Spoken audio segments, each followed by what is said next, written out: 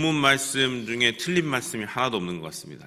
물론 성경이지만 이 세월을 이렇게 오랜 세월 이렇게 살아오신 우리 어르신들이 보시기에도 정말 다 맞는 말이다 이렇게 하실 것 같습니다. 그 중에 특별히 오늘은 11절부터 13절까지의 내용을 좀 이렇게 집중적으로 살펴보려고 합니다. 11절부터 13절까지의 말씀을 한 번 더 읽어보도록 하겠습니다. 11절입니다. 시작. 악한 일에 관한 징벌이 속히 실행되지 아니하므로 인생들이 악을 행하는 데에 마음이 담대하도다. 죄인은 100번이나 악을 행하고도 장수하거니와 또한 내가 아노니 하나님을 경외하여 그를 경외하는 자들은 잘 될 것이요 악인은 잘 되지 못하며 장수하지 못하고 그 날이 그림자와 같으리니 이는 하나님을 경외하지 아니함이니라. 아멘. 11절 말씀의 시작이 악한 일에 관한 징벌이 속히 실행되지 아니하므로 이렇게 시작을 합니다. 이것은 참 예나 지금이나 시대와 상관없이 똑같은 것 같습니다. 모든 악한 일에 관한 징벌이 그때그때 공명정대하게 실행된다면 이 처벌받는 사람도 많을 뿐더러 11절 하반절과는 반대로 인생들이 악을 행하는 데 마음이 담대하지 못할 것입니다. 그렇겠죠. 이렇게 죄를 짓자마자 그것에 대해 처벌을 받기 시작하면 처벌받는 사람들이 더 많아질 거고, 그렇게 되다 보면은 함부로 악을 행하려고 하는 사람들이 지금보다 현저히 줄어들 것입니다. 그러나 이건 참 예나 지금이나 모든 그 죄에 대해서 징벌이 철저하게 이루어지지 않는 것은 마찬가지인 것 같습니다. 가까운 예를 들면은 이제 우리나라 같은 경우는 제가 생각할 때 음주운전 같은 겁니다. 해마다 음주운전으로 억울하게 목숨을 잃는 수많은 사람이 아직도 있습니다. 그럼에도 불구하고 우리나라의 그 음주운전에 대한 처벌은 정말 솜방망이 처벌이라고 할 수가 있겠죠. 그렇다 보니 우리나라 음주운전은 줄어들 기미가 보이지 않고, 아마 올해도 연말이지만 음주운전 피해로 억울하게 목숨 잃은 사람들과 유가족들이 많이 계실 것입니다. 억울하게 슬픔을 당하는 것이죠. 이 외국의 예를 들면요, 음주운전에 대한 처벌이 강력하면 강력할수록 음주운전자들이 현저히 적다는 것을 우리가 알 수가 있습니다. 또한 그만큼 음주운전으로 피해 입는 사람들의 숫자도 적은 것을 알 수가 있죠. 제가 아는 한 우리나라가 음주운전에 대한 처벌에 제일 관대한 것으로 알고 있습니다.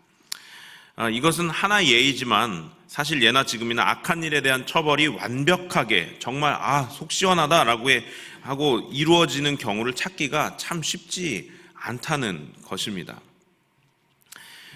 이렇게 된 이유를 딱 한 가지만 찾기는 힘들겠지만 하나님과 이 단절되어 있는 상태 자체를 성경에서는 악이라고 합니다.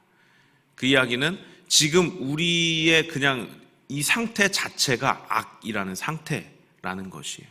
우리는 그리스도로 인해서 믿음으로 의롭다함을 입었지만 상태 자체는 그냥 악한 상태로 있다는 것이죠. 아마 이렇기 때문에 인간 세상에는 예나 지금이나 이 악한 일에 대한 처벌이 완벽하게 이루어지는 경우를 찾기가 쉽지 않은 것은 아닌가 생각해 볼 수가 있겠습니다. 악한 세상에서 악을 있는 그대로 처벌한다?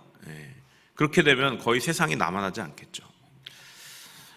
12절 13절 말씀에는 죄인은 100번이나 악을 행하고도 장수하거니와 또한 내가 아노니 하나님을 경외하여 그를 경외하는 자들은 잘 될 것이요 악인은 잘 되지 못하며 장수하지 못하고 그 날이 그림자와 같으리니 이는 하나님을 경외하지 아니함이니라. 아멘. 여기에 보시면 100번이나 악을 행하고도 장수하는 죄인이 등장합니다. 자, 여러분, 100번이나 악을 행하는 죄인을 하나님이 살아계신다면 왜 곧바로 벌하시지 않으시는 걸까? 이런 생각을 해보신 적 있으십니까? 저는 이제 어제 본문을 묵상하면서 왜 하나님은 이 100번이나 악을 행하는 죄인을 공의로 다스리지 않으시는 걸까? 그러면 이 세상이 정말 더 선하고 하나님이 원하시는 그런 세상이 쉽게 될 텐데 왜 하나님은 이것을 참으시는 걸까? 왜 벌하시지 않는 걸까? 하나님은 악을 내버려 두시면서 그것에 대해 그냥 방관하시는 걸까? 이런 생각을 할 수가 있는 것입니다. 근데 보통 이런 질문을 던지는 사람은 성경을 읽는 그리스도인들이죠. 그렇죠. 이건 예수를 믿지 않는 사람들이 생각할 수 없는 부분이에요. 왜냐하면 하나님이 왜 그들을 그냥 내버려 두실까라고 생각할 수 있는 것은 하나님이 살아계심을 믿고 있는 우리 그리스도인들이기 때문입니다. 우리는 여기서 100번이나 악을 행하는 죄인을 생각할 때 주로 여러분 이런 본문을 읽으실 때 머릿속에 떠올리시는 그 죄인의 부류들이 있죠. 네, 살인자, 아까 제가 잠깐 예를 들었던 음주운전으로 목숨을 잃게 만드는 그런 사람, 그리고 사기꾼, 그리고 범죄자. 우리는 이제 머릿속에 그런 사람들을 떠올립니다. 저도 그렇게 쉽게 어제 본문을 읽으면서 그렇게 떠올리게 되었습니다. 자, 여기서 우리 하나님의 긍휼을 생각해 보죠. 하나님께서 죄인들을 곧바로 벌하시지 않는 이유에는 그들에게 긍휼 베푸심으로 돌이킬 기회를 주시는 의미도 있다는 것입니다. 그러니까 아무리 살인자라고 하더라도, 그리고 아무리 음주운전자, 사기꾼, 범죄자, 또 우리가 말할 수 없는 그 수많은 범죄자들이지만 하나님께서는 그들조차 사랑하시기 때문에 그들이 돌이키기를 원하신다는 것을 우리가 성경을 통해 알 수가 있죠. 자, 그런데 여기에서 우리들이 한 가지 빼먹어서는 안 될 것이 있습니다. 아까도 말씀드렸지만 이런 부류의 사람들, 하나님께서 왜 그대로 내버려 두시는가, 왜 징벌하지 않으시는가 라는 존재들을 생각할 때 우리 그리스도인들은 어떤 생각을 하는지 아세요? 저도 마찬가지지만 저는 쏙 빼놓고 생각합니다. 나는 그런 범죄자의 부류에 들어가지 않아 라는 인식이 우리 안에 있는 거예요. 왜냐하면 우리 중에 누구도 범죄를 저질러서 지금 그런 죄의 징벌을 받고 있는, 그러니까 법적으로 징벌을 받고 있는 사람이 없기 때문이죠. 자, 그런데 여러분, 제가 어제 묵상하면서 저도 아차 싶었던 게 그거예요. 이런 존재 자체가 죄인인 나를 빼놨네. 자, 여러분, 이렇게 생각하면 어떤 일이 벌어지는지 아십니까? 하나님이 만약에 죄 있는 그대로 징벌하기 시작하시면 우리들도 그 징벌의 대상에서 결코 벗어날 수 없는 존재라는 것입니다. 이것을 깨닫고 가야 된다는 거예요. 그러니까 우리들은 항상 이런 본문을 볼 때 그러니까 저런 살인자, 저런 극악무도한 사람들 하나님 왜 곧바로 벌하시지 않는 거야? 저 사람들만 없어도 세상이 참 편해지고 세상이 깨끗해질 텐데 라고 하는 그 생각 자체에 나는 쏙 빠져 있다는 거예요. 그 죄인들의 부류에. 근데 여러분, 만약 하나님이 그런 식으로 세상을 다스려 오셨다면 아마 지금 이 세상에 남은 사람은 하나도 없을 겁니다. 죄 없는 사람이 없다고 말씀하시잖아요. 한 사람도 없다고 말씀하시잖아요. 하나님께서 만약 징벌을 그때그때 하셨다면 살인자, 범죄자들 뿐만 아니라 하나님 앞에 늘 범죄하고 있는 우리들조차, 그리스도인이라 할지라도 우리는 하나님 앞에 늘 범죄하는, 하나님의 그 선하심 앞에서는 누구도 의롭다 할 수 없는 우리들도 마찬가지로 그 곧바로 처해지는 하나님의 징벌하심에 들어갈 수밖에 없는 존재라는 것을 우리는 간과해서는 안 된다는 것입니다. 그렇기 때문에 우리 하나님께서 왜 저런 극악무도한 사람들을 내버려 두시는가라는 것에 있어서 이제 그때는 항상 나를 보시고 그래, 나도 하나님의 긍휼로 하나님이 참아주시고 기다려주시고 하나님이 돌이키게 하신 그 은혜로 말미암아 내가 지금 이 자리에 있지. 맞아, 하나님께서 그들도 그렇게 나처럼 하나님께로 돌아오기를 원하는 마음으로 기다리고 계시는구나 라고 생각한다면 우리들이 이 세상의 그 악함이 편만해 있는 것도 어쩌면 조금 더 이해하기 쉬울지 모르겠다라는 생각을 어제 이 말씀을 묵상하며 생각해 보았습니다. 마지막으로 하나님을 경외하는 인생과 그렇지 않은 인생의 결정적 차이가 이제 12절과 13절에 나와 있는데, 한마디로 이렇게 축약을 하면 그림자와 같은 인생이냐 아니냐입니다. 그림자와 같은 인생은 하나님을 경외하지 않는 사람들의 인생이다라고 말씀을 하셨어요. 그림자는 여러분 실체가 있나요, 없나요? 이 실체가 없는 인생이에요.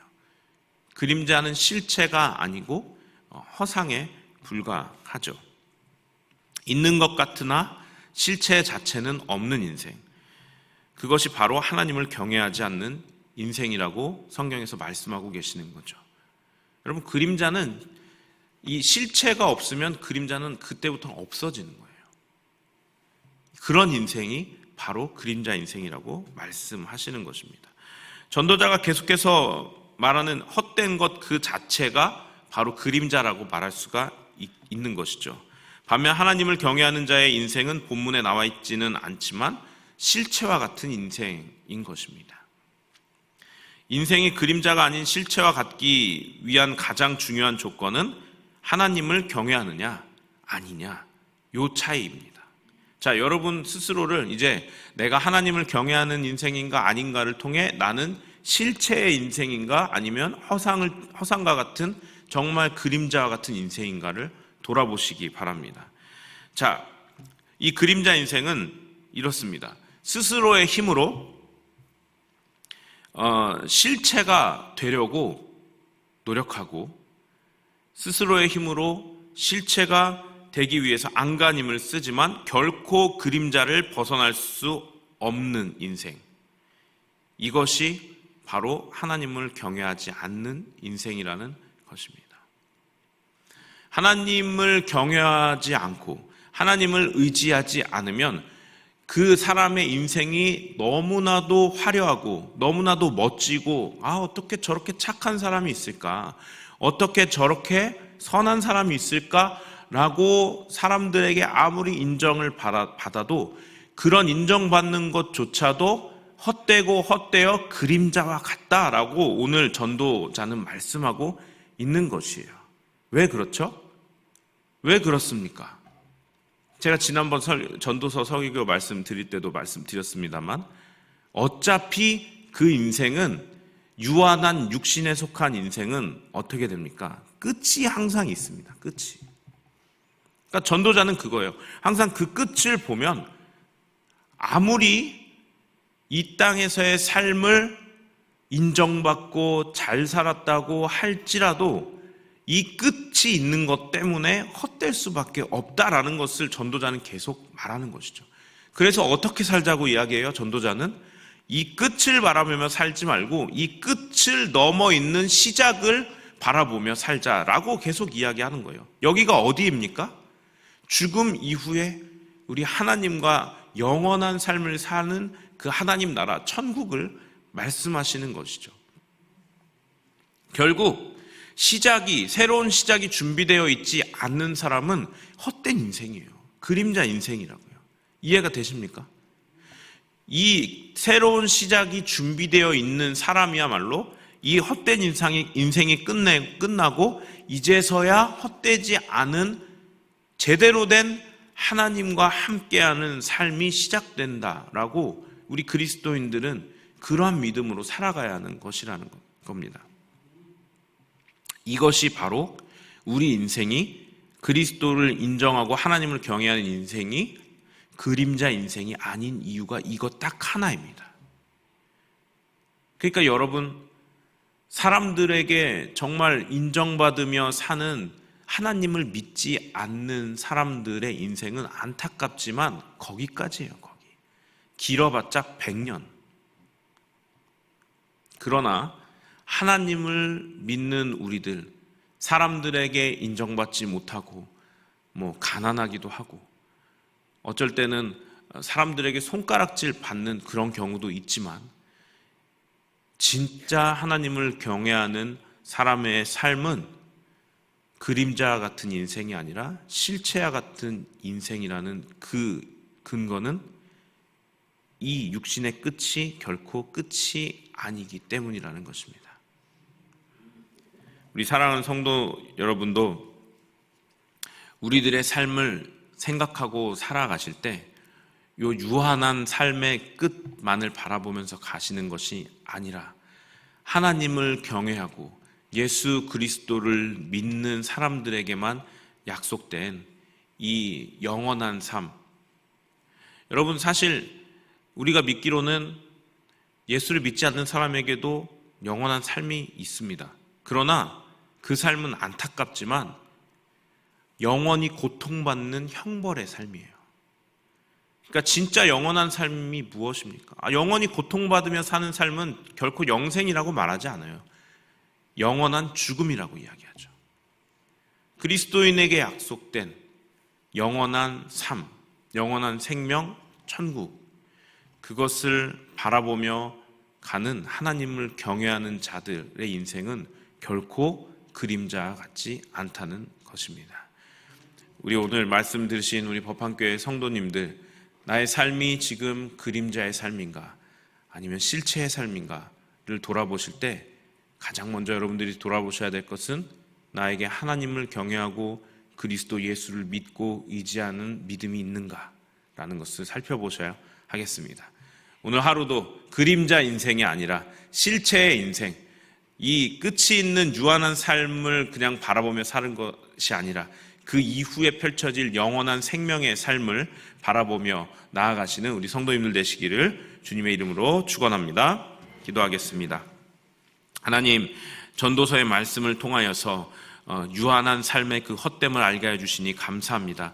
우리가 그 언젠가 끝날 육신의 그 삶에 그 육체만을 만족시키며 살아가는 인생이 아니라 하나님, 그 인생 저 너머에 있는 하나님께서 약속해 주신 영원한 생명을 위해 영원한 삶을 향해 우리가 하나님을 경외하며 그리스도 예수를 믿고 의지하며 살아가는 우리의 실체의 인생이 될 수 있도록 인도하여 주시옵소서. 예수님의 이름으로 기도합니다. 아멘.